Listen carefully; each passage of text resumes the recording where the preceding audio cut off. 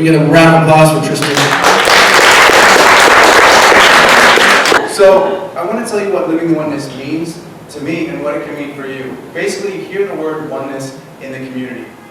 And you hear it as some idea that we're all one, we're all together, we're all the same. It's unity. You hear a lot of these buzzwords.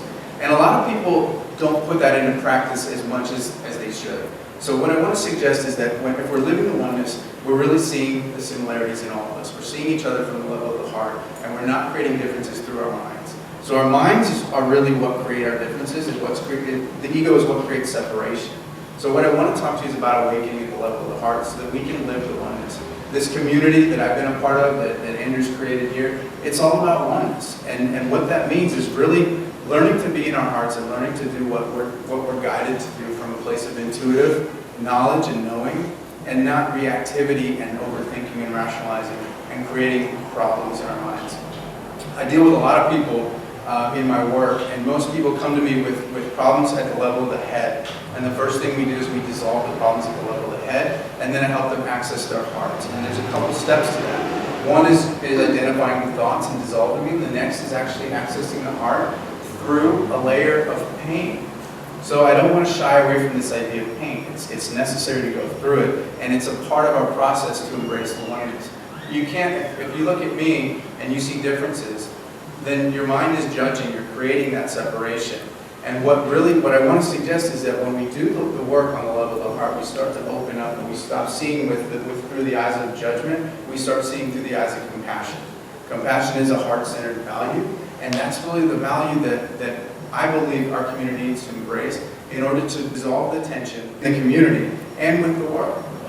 We do it on a personal level, but we also do it on a collective level. So as we heal ourselves, the whole world can heal. Do you guys agree with that? Mm-hmm. Beautiful. So everyone I've talked to that I run into is committed to doing this inner work. And what I want to suggest is that this inner work is the work, okay?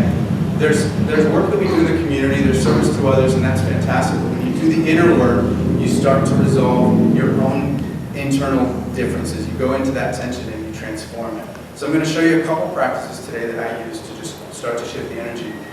One of the things I want to say, first of all, is that there's always going to be a difference in our minds until we resolve that. So I just want everyone to take their index finger and just point to yourself. I want everyone to point to themselves.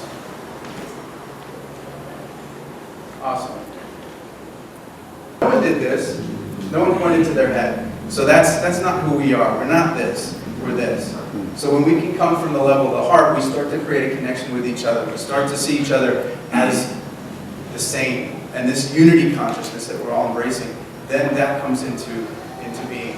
So I want to bring this energy of beingness, oneness, into being by dissolving our differences, by knowing that this isn't who we are, this is who we are. So the first thing to do when you're disidentifying with the mind is you're learning to do three things. You're learning to release your judgments. Does everyone judge? If not, you're lying. Yeah. Yes. So everyone, that's such a fact. Everybody judges. If you listen to your inner critic, and everyone has one until they've learned to train themselves to listen to their intuition, everyone has an inner critic. So just tune in and just see what your mind is saying right now. Could be judging me and what I'm doing, the way I look, what I'm saying. It doesn't matter. You may be judging this space or why you came here. What I want you to just notice is just notice the inner voice. And then practice this phrase. I want you to close your eyes just for a moment. Drop into your hearts. Just use your breath. Breathing in through the nose. Out through the mouth. Drop into your hearts for a moment. And I want you to just repeat the phrase to yourself quietly. Help me release this judgment so that I may see clearly. Notice the shift within you. And then when you're ready, come back to full consciousness, eyes open. And just notice what shifted. Does anyone feel the energy different? You notice it, Timothy? Yeah. So this little exercise, it seems simple, but some of the best things are simple. My spiritual teacher says simplicity is divinity. So this is a simple practice, and it just helps you to release the judgments of your mind so that you can drop into your heart. If your mind is judging, we cannot connect with one another. We're seeing our differences, not our similarities. So our commonality is that we're on the level of the heart, on the level of the soul, we're all the same. So when we release our judgments, we get back to who we are. We come back home. That's really what we're doing here. We're coming home to the center of our hearts, and we're doing this by releasing our judgments, releasing the need to control, because as a lot of spiritual teachers before us have pointed out, our need to control is what creates differences as well. If you need to control another's behavior, if you're practicing some form of subtle manipulation, it's control. Everyone has free will and everyone's entitled to be who they are. So when we release this need to control others and we just let them be and accept them for where they're at, it really comes with self-acceptance. When you accept yourself where you're at, for who you are, and for what you're doing right now, there's no need to judge, there's no need to control others. And that leads us to the third thing. Give up the need to be right.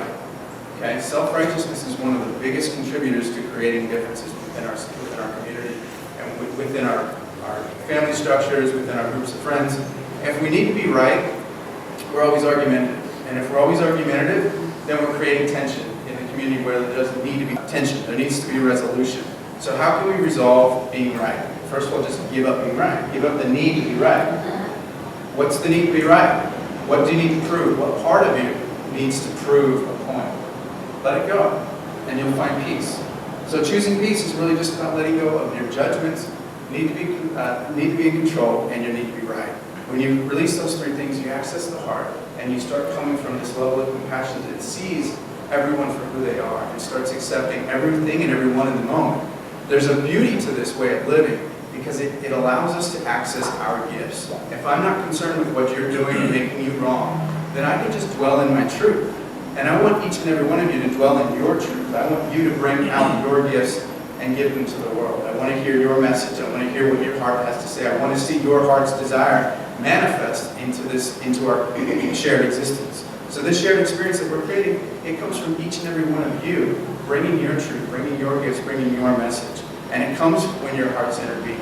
It comes when you shift away from this and into this. It's a journey of 18 inches from the head to the heart. And when you make this transition, you start to manifest what's really inside you, right? We start to come from this level. So this is really a big transformational piece for me. It was really hard. I suffered through a lot of depression.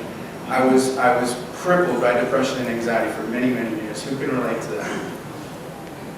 Almost a lot of you. And I know if you haven't been affected, maybe you have, maybe your family has.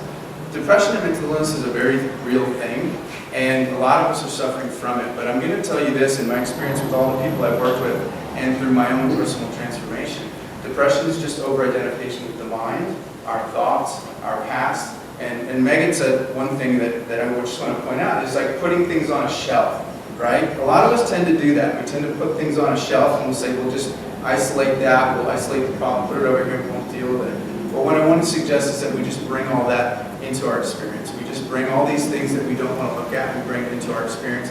Because underneath the thoughts that keep us separate are feelings. And when you deal with things on a feeling level, you resolve them. 1,000 thoughts could mean one root feeling. And when you get to the emotion and feeling place, you start to do inner transformation. I started meditating on this idea of inner work and how to resolve the feelings. I'm a feeler.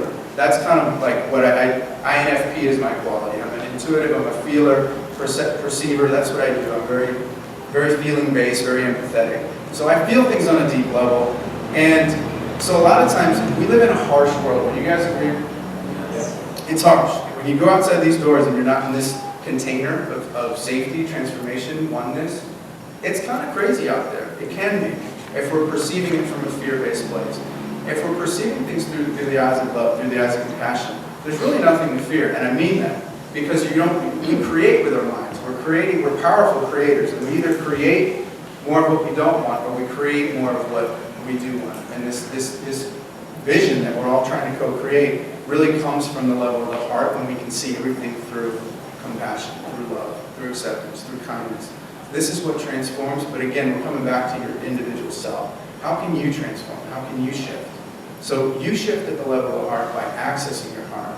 What you have to break through is a layer of pain or tension. You can call it whatever you want. I like to call it the sea of suffering, because it's this little layer around the heart, and it causes us to stay in our minds, because it hurts to go through that layer. That layer is all of our conditioning, our programming, our past, our beliefs, lots of things that cause us pain, right? Inside of that layer are just emotions, they're just feelings that your mind is resisting feeling because it's too painful. It's too painful to work through, and you don't have the tools. And is that a fair assumption? That you don't have the tools? Yeah, a lot of people don't. I didn't. I was suffering in the basement of my mother's house for over 3 years. Okay, I couldn't get on with my life. I couldn't do anything. And I started using tools. I just started using meditation, Tai Chi. I started using EFT. I started practicing anything I could to get relief from the suffering that my mind was creating. I was in a prison of my own mind, and I couldn't get out, and it was really frustrating. But I'm going to tell you the best thing that happened to me. I talked about this yesterday. I did a speech, and they asked me, it was an impromptu thing, and they said, what strangest gift you ever received? And I said, a psychological breakdown. It's the greatest gift I ever got. Because it caused me to go within, and it caused me to start doing this inner transformational work. It caused me, like Andrew said, to look for solutions. So we're a solution-based community right now. And if we're creating solutions, then we're creating healing through these new tools and practices. I call myself a transformational artist. And what that really means, this is a great space to call myself that, because we're in such a creative community filled with color and vibrance, and transformation is a big part of what we do. So what I believe it makes a transformational artist is someone who can use the tools to transform their emotions. So this acronym ART, A-R-T, this came to me in a meditation. I started to practice it and use it. And ART stands for Allow, Receive, Transform. So I want everyone, I'm just going to finish with this, and I'm going to give you a little experience of just inner work. I want you to just take a couple of deep breaths, and we're going to go inside for a moment. So I want you to relax your body. I want you to relax your mind. I want you to use your breath. Use your breath, breathing in through the nose and out through the nose, very slowly and consciously. In through the nose, out through the nose. On the exhale, feeling your chest drop down. Just feeling yourself open and expand at the heart level. Feeling yourself drop down into your heart space. Using your breath to connect to your heart. As you connect to the level of your heart, just release any thoughts that are in this space. Release them and let them go. Watch them drift away and come back to center. As you come back to center, come back home, releasing any thoughts, being with what is. I want you to bring to mind something that's challenging you right now. Some part of life that's challenging you. Maybe it's a relationship, maybe it's a family member, maybe it's a job or a new business opportunity. Maybe it's just getting out of some condition that you're in, some mental condition. I want you to bring up that challenge in your mind's eye. And I want you to work with this just for a moment. Just be with what is. Sit with the emotion. Allowing the emotion to be there. Not judging it, not making it wrong, not wishing it would go away. Just be with the emotion. Allow the emotion to be there. As you allow the emotion to be there, receive support from a higher power. Whatever your higher power is, just receive the support to work with that emotion. Feel the love vibration come into this. As you feel the love vibration, as you receive support from the divine, begin to transform that emotion. Transform the emotion into something positive. Transform the fear into love. Transmute that lower vibrational feeling back into the realm of illusion so that you can create a new reality. As you work with that emotion and you transform it inside of yourself, you empower yourself to create the vision that you want in the world, the vision that you want for your life. This is your heart-centered vision. This is your truth. The more inner work you do like this, the freer you are. The less you identify with the mind, the more you identify with your heart. So as a heart-centered being, as someone who's living the oneness, you're connected to yourself, you're connected to your heart.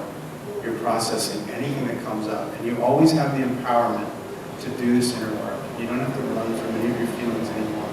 It all happens within. It all happens within. When you're ready, you can take a deep breath in. Breathe out with a sigh. I want you to just bring in the feelings before you open your eyes. Just bring the feelings in of compassion. Just meditate on that for a moment. Bringing in the feeling of compassion.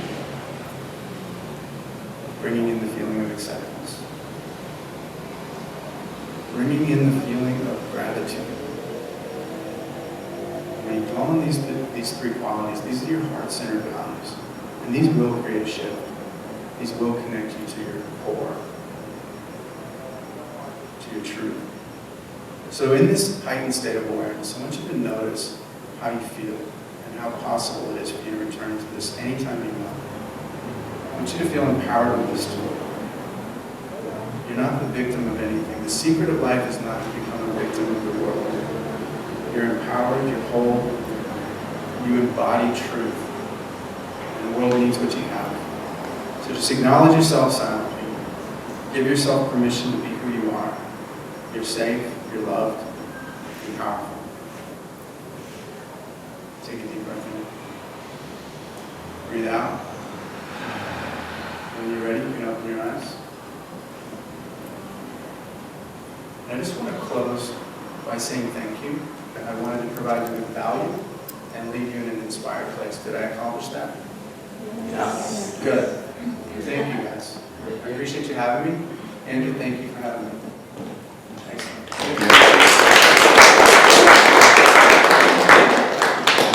That was really awesome. You're inspiring me. I'm feeling the waves of goosebumps, truth bumps, if you will.